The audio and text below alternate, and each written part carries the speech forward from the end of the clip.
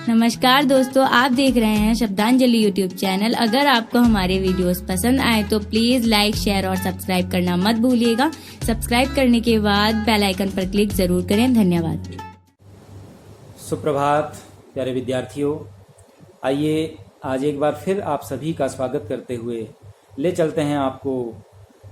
प्रकृति के सुकुमार कवि पंडित सुमित्रानंदन पंत जी की कविता ग्रामश्री के अंतिम पद्यांश की ओर, जिस काव्यांश में कवि ने प्रकृति का एक अद्भुत वर्णन प्रस्तुत करते हुए अपने शिल्प विधान, अपने काव्य कौशल, अपने प्रकृति प्रेम के माध्यम से वास्तव में एक विशिष्ट रचना प्रस्तुत की है। इन पंक्तियों में जो अंतिम पंक्ति है कि निरुपम हिमांत में स्निग्ध शांत निज शोभा से हरता जन्म। आपने आरंभिक पद्यांश से लेकर के यहाँ तक के अंश को जो आपने देखा है, समझा है, पढ़ा है, इन प्रत्येक अंश में कवि ने प्रकृति की जो एक अद्भुत छटा प्रस्तुत की है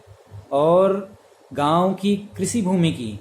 या कृषि जगत का जो एक सुंदर सा वर्णन प्रस्तुत किया है, चाहे उसमें विभिन्न प्रकार की फसलें हैं, विभिन्न प्रकार की साग सब्जियां हैं, विभिन्न प्रकार के खिले हुए फूलों की एक शोभा है, विभिन्न प्रकार के स्वादिष्ट फलों की एक शोभा है, विभिन्न प्रकार के पंछियों का वर्णन है और तटीय क्षेत्र का जो वर्णन है, इस सबको अपने शिल्प विधान के माध्यम से, अपने एक सुंदर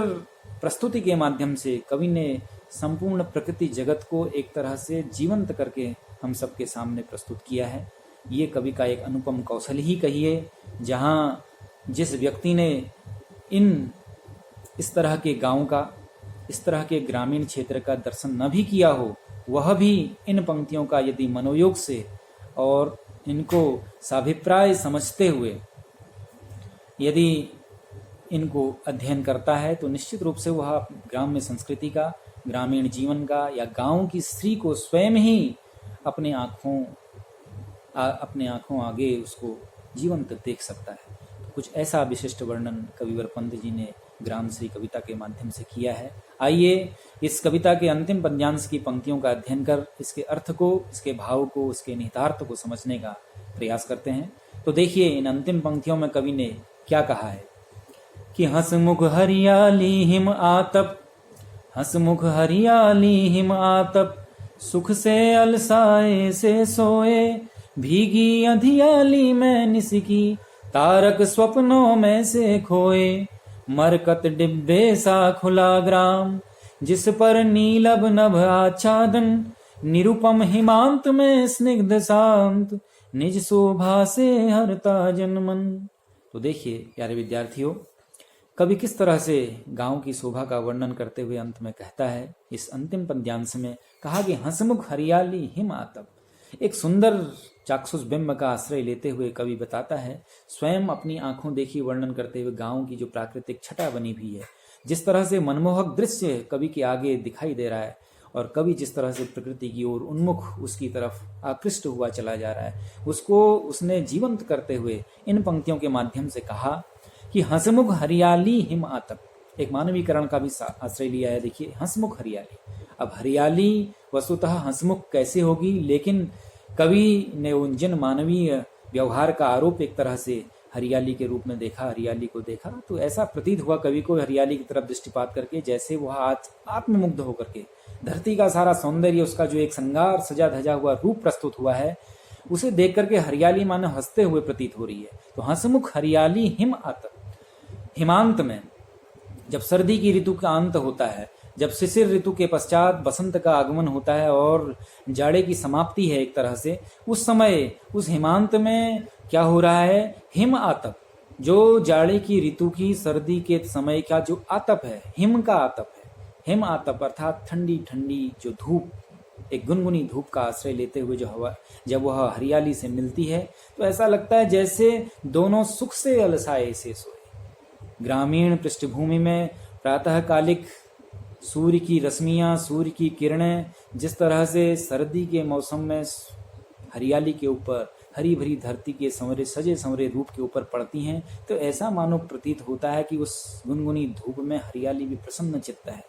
बहुत हंसमुख है, बहुत खुशी का मानो एक तरह से भाव द्योतित कर रही है। और ऐसा दूर से दिखाई देता है कि दोनों घिल मिल गए हैं, दोनों घुल मिल कर करके एक तरह से सुखपूर्वक आलस्य में भरे हुए सोए से प्रतीत हो रहे हैं। सुख से अलसाए से सोए, देखिए दोनों ऐसा मानो प्रतीत हो रहे हैं। एक उत्प्रेक्षा का भाव कवि ने व्यक्त करते हुए कहा कि सुख से, बहुत सुख के साथ दोनों को बड़ा आनंद का आभास मानो हो रहा है, और आलस्य से युक्त होकर के जैसे दोनों सुप्तावस्था को प्राप्त हो चुके हैं, दोनों सो रहे हैं। और साथ ही भीगी अंधियाली में निसिकी, तारक स्वप्नों में से खोए। फिर कवि ने आप बताया, कवि की दृष्टि गई ग्रामीण पृष्ठभूमि में प्रातःकालिक जो प्राकृतिक छटा है उसका, तो इस तरह से कवि ने दृष्टिपात उसकी तरफ किया और उसका वर्णन इन पंक्तियों के माध्यम से आपके सामने प्रस्तुत किया है। लेकिन जो रात्रि का एक सुंदर नजारा होता है ग्रामीण पृष्ठभूमि के अंदर, उसका वर्णन करते हुए कवि कहता है कि भीगी अंधियाली में निसिकी, निसी में, निसी अर्थात रात्रि में, रात्रि कैसी है जो भीगी है, और अंधियाली अर्थात अंधेरे से युक्त। अंधियारी निसी में, अंधेरी रात में जब वह ओस की कणों के माध्यम से, तुषार बिंदु के माध्यम से जब भीगी भीगी प्रतीत होती है, उस भीगी भीगी अंधियारी ठंडी आभास देने वाली, साथ ही अंधेरी उस रात्रि के बीच जब तारे टिमटिमाते हुए आसमान नभमंडल में दिखाई देते हैं, तो ऐसा मानो प्रतीत होता है जैसे तारक नक्षत्रगण, तारागण जैसे स्वप्नों में से कोई, ऐसा प्रतीत होता है जैसे स्वप्नावस्था को प्राप्त हो चुके हैं। जैसे तारे बार बार बुझते हैं, जलते हैं, बुझते हैं, जलते हैं, उनका टिमटिमाना जो है, तारों का टिमटिमाना ऐसा प्रतीत हो रहा है जैसे आलस्य पूर्वक सो रहे हैं और स्वप्नों में है। स्वप्नों में से खोए, तारक स्वप्नों में से खोए,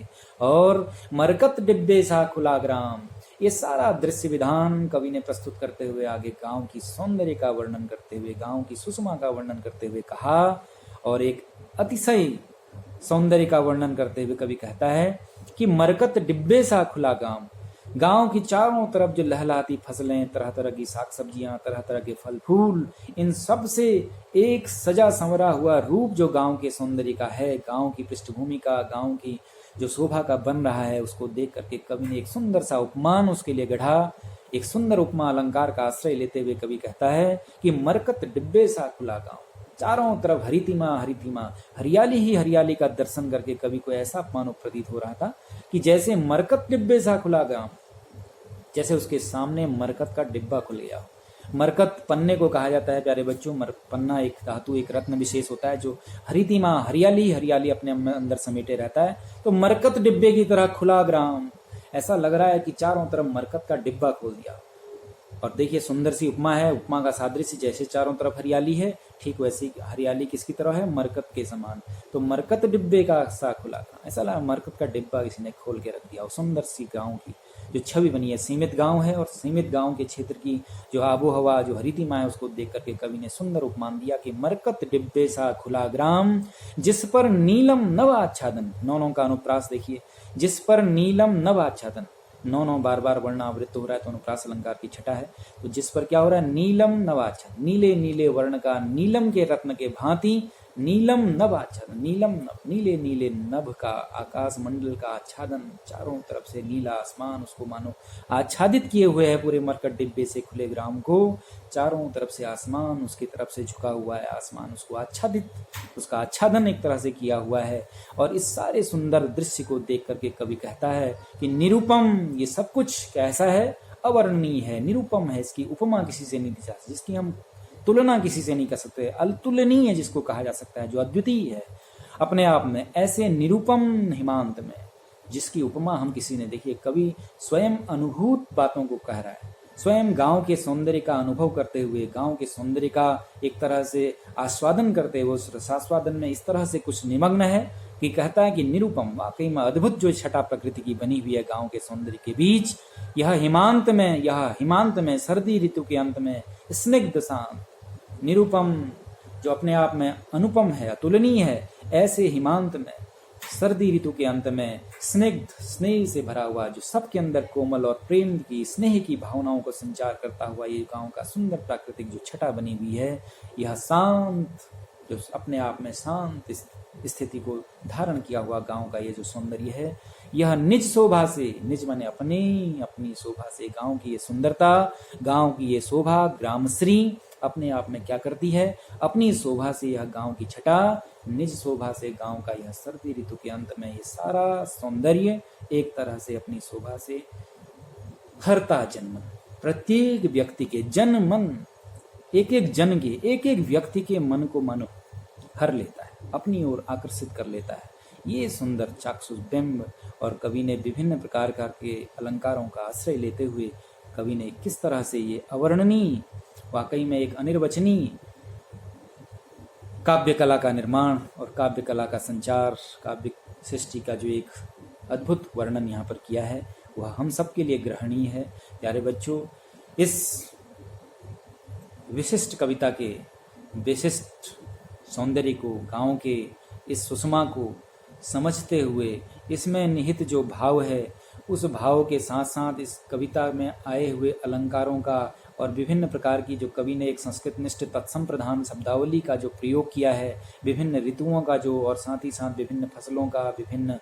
प्रकृति की एक एक अंग उपांग का जो वर्णन कवि ने प्रस्तुत किया है, वह सब अपने आप में अद्भुत है।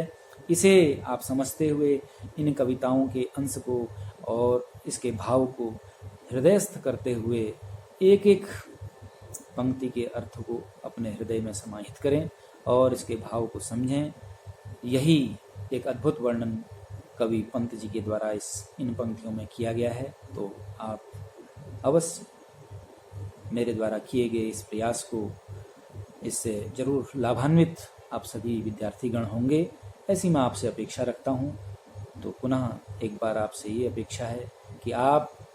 ध्यान से, मनोयोग से और सावधानी के साथ एक एक अंश की व्याख्या को, एक एक अंश के अर्थ को समझने का प्रयास करेंगे। इसी उम्मीद के साथ एक बार फिर आप सभी का धन्यवाद।